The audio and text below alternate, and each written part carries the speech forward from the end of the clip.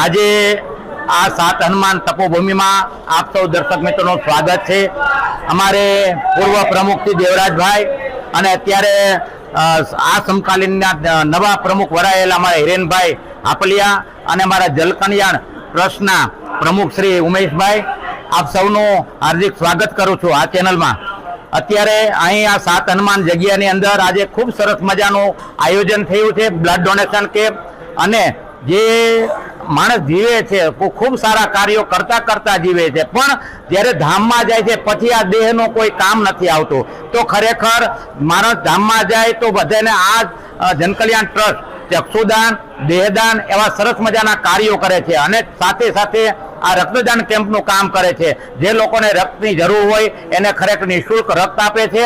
અને આ સાત હનુમાન ની પવિત્ર ભૂમિની અંદર અમારા હિરેનભાઈ ખૂબ સરસ મજાનું આયોજન કર્યું છે।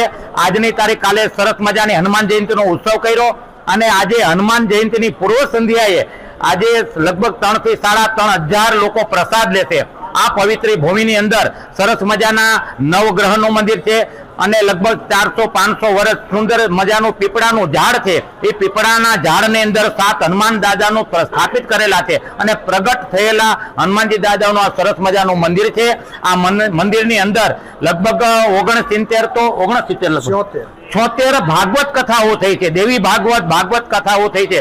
અને એ ઉત્તરોત્તર આપણે લગભગ દેવરાજ દાદા એની પહેલા પ્રમુખ હતા, એની પહેલા લગભગ દાદા પ્રમુખ હતા, પણ આ બધા સુપેરે ટ્રસ્ટી મંડળ અને પ્રમુખ લોકોએ આ સરસ મજાનું કાર્ય અને દીપે આ સંસ્થાને, આ પવિત્ર ભૂમિને દીપે એવા સરસ મજાના કાર્યો કરી રહી છે અને જનસેવાના કાર્યો થઈ રહ્યા છે। સાથે સાથે આ જનકલ્યાણ ટ્રસ્ટ દ્વારા સરસ મજાના દેહદાન, રક્તદાન અને શરીરના અવયવોનું દાન દ્વારા લોકોને સરસ મજાનું ખરેખર જે ધામમાં ગયા પછી જે જીવતા લોકોને કોઈને આંખની કમી તો આંખ, જેને હૃદયના કોઈ પણ અંગની જરૂરિયાત હોય તો અંગ બધા પૂરા પાડે છે। આવું સરસ મજાનું જનકલ્યાણ ટ્રસ્ટ કાર્ય કરે છે અને એમાં પૂર્ણ સહયોગી અમારા હિરેનભાઈ હાપલિયા છે।